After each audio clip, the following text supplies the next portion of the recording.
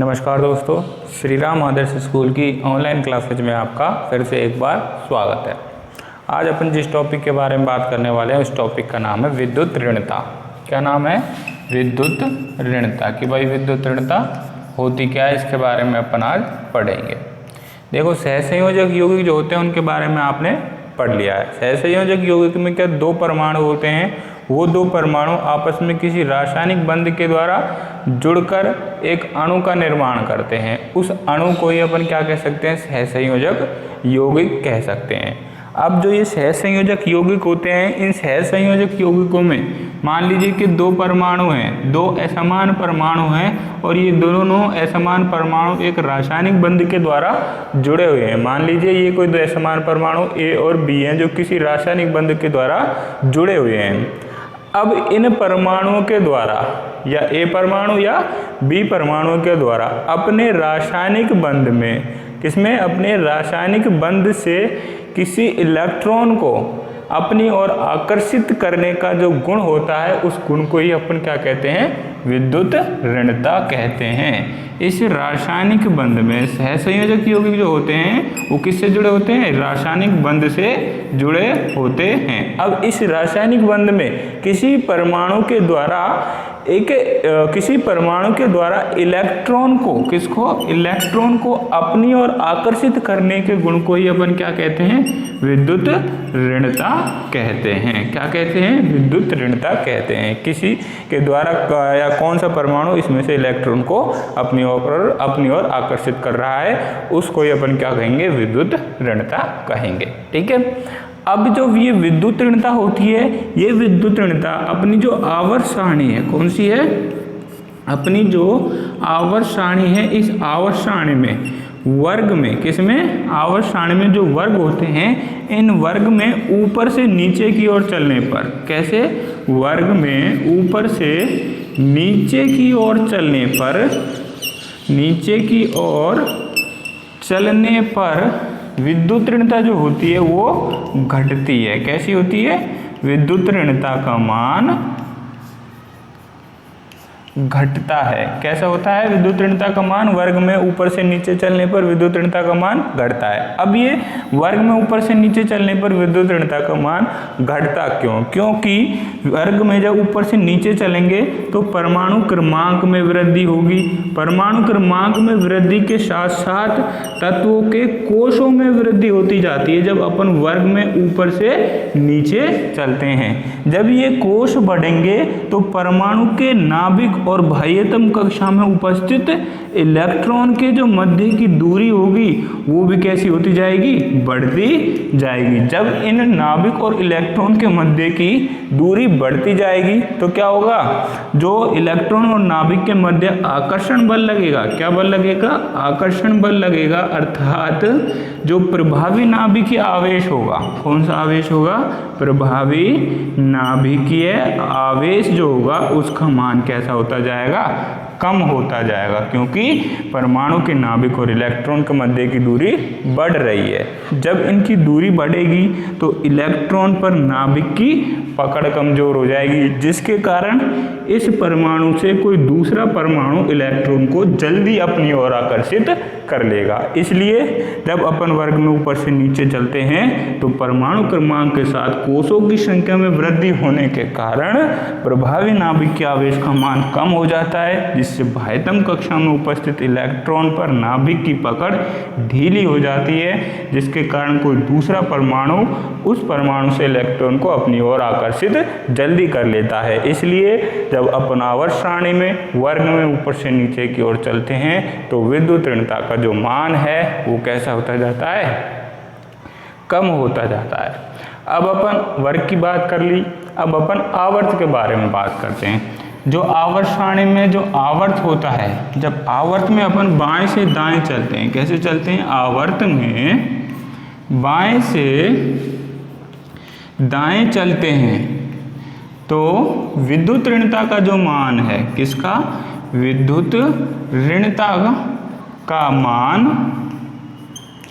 बढ़ता जाता है। कैसा होता जाता है? बढ़ता जाता है। जब आवर्त सारणी में अपन इस प्रकार से चलेंगे, बाएं से दाएं चलेंगे, तो विद्युत ऋणता का मान बढ़ता जाएगा।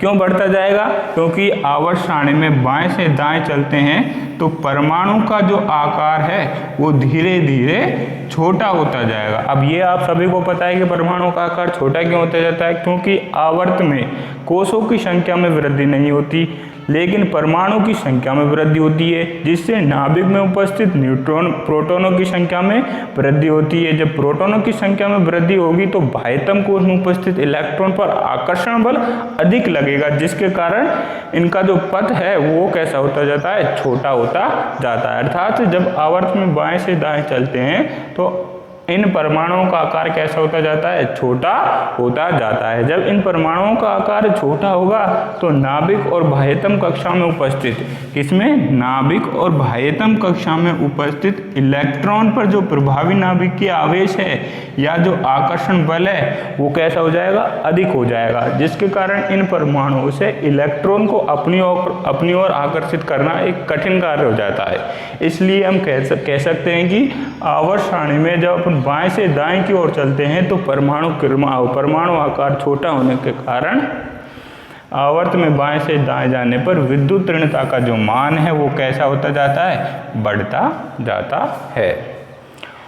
ठीक है, ये अपनी विद्युत ऋणता हो गई। अब विद्युत ऋणता के बाद अपन संयोजकता के बारे में बात कर लेते हैं कि भाई संयोजकता पर क्या प्रभाव पड़ता है।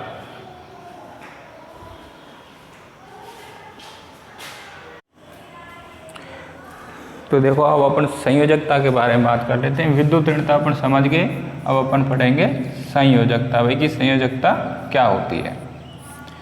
देखो, कोई भी परमाणु होता है, उस परमाणु का एक नाभिक होता है, ठीक है, और इस नाभिक के चारों तरफ अलग अलग कक्षाएं बनी होती है जिनमें इलेक्ट्रॉन क्या करते रहते हैं? चक्कर लगाते रहते हैं। अब मान लीजिए ये परमाणु का नाभिक है और इस परमाणु की ये कोई बाह्यतम कक्षा है।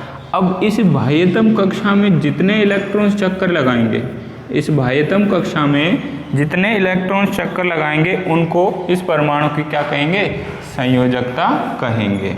अर्थात किसी परमाणु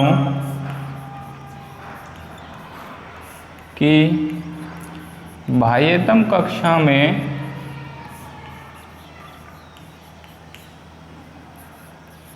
उपस्थित इलेक्ट्रॉनों की संख्या को संयोजकता कहा जाता है। क्या कहा जाता है? किसी परमाणु की बाह्यतम कक्षा में अर्थात अंतिम कक्षा में उपस्थित इलेक्ट्रॉनों को उस परमाणु की क्या कहा जाता है? संयोजकता कहा जाता है। जैसे मान लीजिए इस परमाणु के बाह्यतम कक्षा में 3 इलेक्ट्रॉन उपस्थित है तो इसकी संयोजकता कितनी हो जाएगी? 3 हो जाएगी। ठीक है, अब अपन आवर्त सारणी में संयोजकता के बारे में बात कर लेते हैं। देखो, जो अपना आवर्त सारणी का एस ब्लॉक होता है, कौन सा ब्लॉक होता है?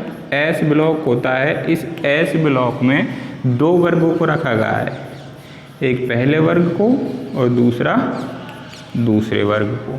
ठीक है, अब इन आवर्त सारणी के वर्गों की संयोजकता क्या होती है उसके बारे में अपन बात कर लेते हैं। एक बात आप यहाँ ये याद रखना कि जितने भी वर्ग होंगे, जैसे मान लीजिए 18 वर्ग है अपनी आवर्त सारणी में, तो इन 18 वर्गों में अपने वर्ग के तत्वों का बाह्यतम कक्षा में उपस्थित इलेक्ट्रॉन समान होंगे। जैसे पहला वर्ग है, इस पहले वर्ग के बाह्यतम कक्षा में जितने इलेक्ट्रॉन उपस्थित हैं, इस पहले वर्ग के एक भी तत्व के बाह्यतम कक्षा में जितने इलेक्ट्रॉन उपस्थित हैं उतने ही इलेक्ट्रॉन इस संपूर्ण वर्ग के तत्वों में होंगे। अर्थात वर्ग के तत्वों का बाह्यतम कक्षा में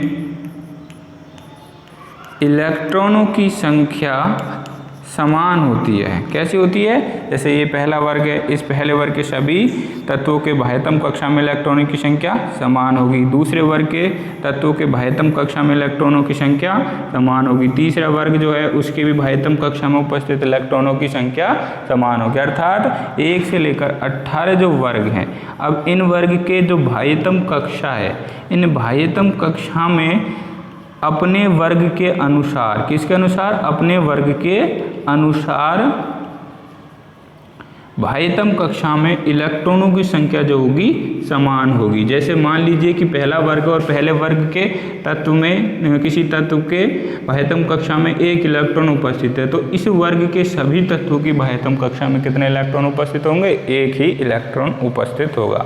तो एस ब्लॉक है, एस ब्लॉक को में 2 वर्गों को रखा गया, फर्स्ट वर्ग और सेकेंड वर्ग। अब देखो फर्स्ट वर्ग में कौन कौन से तत्व हैं?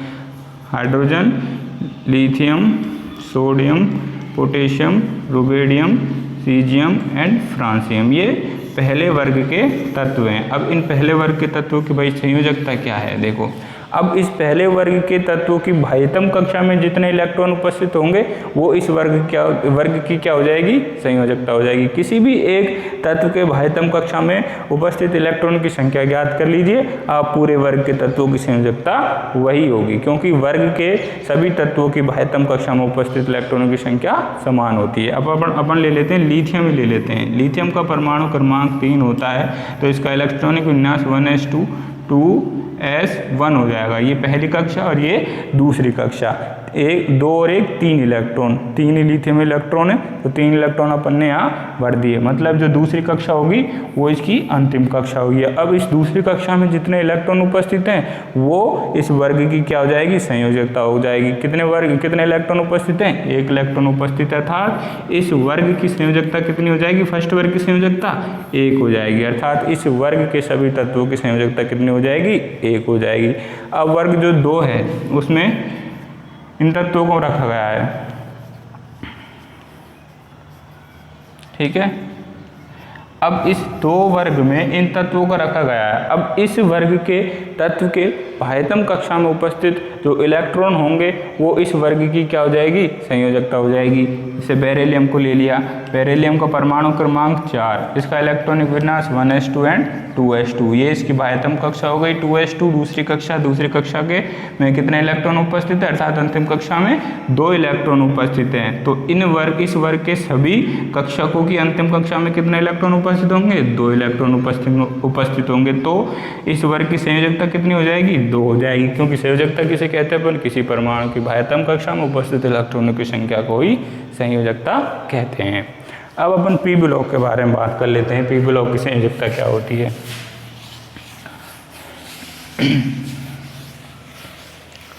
देखो, जो पी ब्लॉक होता है, कौन सा ब्लॉक होता है? पी ब्लॉक होता है। इस पी ब्लॉक के तत्वों की संयोजकता अपन कैसे निकाल सकते हैं? ये जो पी ब्लॉक होता है, इस पी ब्लॉक में वर्ग संख्या 13 से लेकर वर्ग संख्या 17 तक के तत्वों की संयोजकता को कैसे निकाला जा सकता है? देखो, वर्ग संख्या 13 से लेकर वर्ग संख्या 17 तक के तत्वों की संयोजकता, इस वर्ग में के तत्वों के बाह्यतम कक्षा में जितने इलेक्ट्रॉन उपस्थित होंगे वो इन वर्गों की क्या होती है? संयोजकता होती है। या 13 से लेकर 17 तक के वर्ग की संयोजकता कैसे निकाल सकते हैं? इन वर्गों के बाह्यतम कक्षा में जितने इलेक्ट्रॉन उपस्थित होंगे उन इलेक्ट्रॉनों को यदि अपन 8 में से माइनस कर दें तो इन वर्ग के तत्वों की क्या निकल जाती है? संयोजकता निकल जाती है। जैसे एक वर्ग ये होता है, इसमें वर्ग संख्या 13 फ्लोरीन, फिर कल बाहर आई आंटी, ठीक है। जो फ्लोरीन है, इस फ्लोरीन का परमाणु क्रमांक 9 होता है, तो इसका इलेक्ट्रॉनिक विन्यास 1s2 2s2 2p5 हो जाता है। ये पहली कक्षा और ये दूसरी कक्षा। यहाँ तक इलेक्ट्रॉन पूर्ति हो चुकी है, मतलब ये इसकी अंतिम कक्षा। अंतिम कक्षा में कितने इलेक्ट्रॉन है? 7 इलेक्ट्रॉन है। तो इस फ्लोरीन की संयोजकता अपन कैसे ज्ञात कर सकते हैं? यदि 8 में से मैं 7 को माइनस कर दूं तो क्या बचा? 1। तो फ्लोरीन की जो संयोजकता होगी वो क्या हो जाएगी? 1 हो जाएगी। तो पी ब्लॉक में वर्ग संख्या 13 से लेकर 17 तक के तत्वों की संयोजकता को संयोजकता किस प्रकार से निकाली जा सकती है? यदि उन तत्वों की बाह्यतम कक्षा में उपस्थित इलेक्ट्रॉनों को यदि 8 में से माइनस कर दिया जाए तो उस वर्ग के तत्वों की संयोजकता निकल आती है। ठीक है, तो ये अपना पी ब्लॉक के तत्वों की संयोजकता इस प्रकार से अपन निकाल सकते हैं। अब देखिए जो अपना 18वां वर्ग होता है, कौन सा वर्ग होता है? 18वां वर्ग होता है। इस 18वें वर्ग की जो संयोजकता होती है वो सामान्यतः शून्य होती है। ये बात आपको याद रखनी है कि 18वें वर्ग की संयोजकता क्या होती है? शून्य होती है। ठीक है, तो ये एस ब्लॉक और पी ब्लॉक की संयोजकता होती है। ठीक है, तो आप सभी को समझ आ गया होगा कि एस ब्लॉक और पी ब्लॉक की संयोजकता को अपन किस प्रकार से निकाल सकते हैं। अब अगली वीडियो में अपन डी ब्लॉक के बारे में बात करेंगे कि भाई डी ब्लॉक की संयोजकता कैसी होती है।